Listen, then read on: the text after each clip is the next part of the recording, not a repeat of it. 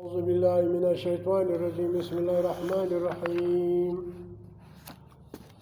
ألف لام ميم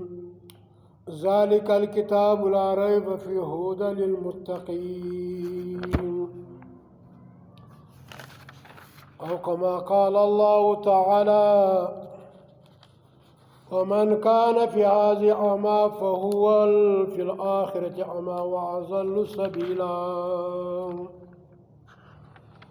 أو كما قال الله تعالى قل إنما أنا بشر مثلكم يوحى دا سورة بقرة و سورة الكهف استاس مخوي وذلك الكتاب دا قرآن چې دی لا ریب شک پکې نستا فيه په دې قرآن کې هودن دا لار شي هدایت کوي فتواوی لګوي چې په دا عمل سره کافر په دا سره مسلمان په دې سره منافق نو نن پر دې بیان درته کوم چې بعض خلک وایي چې نبی صلی الله علیه وسلم نور بشر نه دی د مدینه په قبر کې ژوندی دی دلته مرګ نه دی راغلی دی ژوندی دی پر ده باندې خپلې بیبیانې پیښیږي که هر چا دا عقیده که شیګان وي که سنیان وي که دیوبندیان وي که بریلیان وي که هر هغه څوک وي که الیادس وي دا د الله په کتاب سره کافران دي مشرکان دي الله پاک نبي ته وایي نبي اعلان وکړه قل اعلان وکړه ورته ووایه چې انما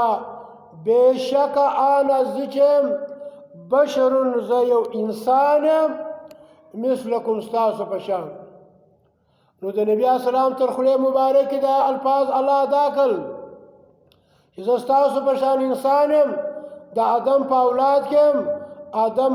نبي و د آدم څخه ونیسئ تر ما په دا ټوله انبیا انسانانو دوی لره مرګ راځي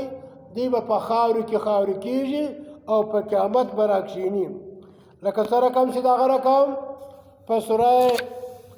انبیا کې وایي وما جعلنا لبشر من قبلك الخلد افإن مت فهم الخالدون اے پیغمبره مستا څخه مخکې و هېڅ نبي ته دا رقم ژوند نه دی ورکړی چې دوی د همیشهتوب په دې دنیا کې وي که چیرې ته مړ شې نو دوی به همیشه وي الله وایي که نبي دی که د هغه صحابه دي که نور کافران مشرکان دي ټولو لره به مرګ راځي کل نفس ذائقة الموت هر نفس دی هغه به خوند ګوري د مرګ ونبلوکم بالشر والخیر فتنة وإلینا ترجعون الله مل هر انسان تاسو لره موږ ګورو چې کوم نیک عمل کوي او بد عمل کوي ما تاسو پیدا کړي یاست په طور ازمایش ټوله به مال راځي دغه رقم په دغه صورت کې الله وایي وما جعلناهم جسدا لا یاکلون الطعام وما كانوا خالدین الله موږ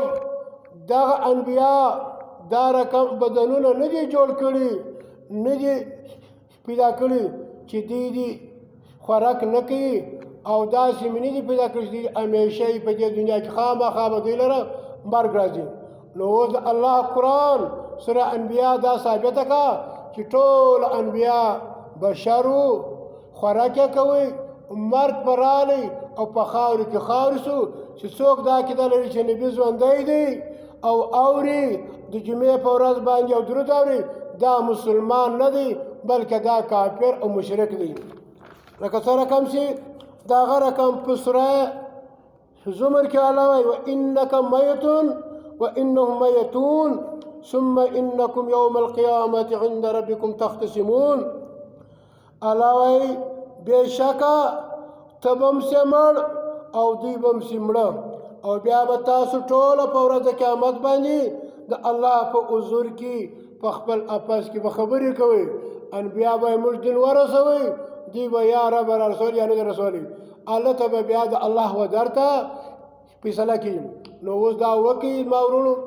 د الله قرآن ته غاړه کېږدئ د الله قرآن دا ثابته کړه چې ټول انبیا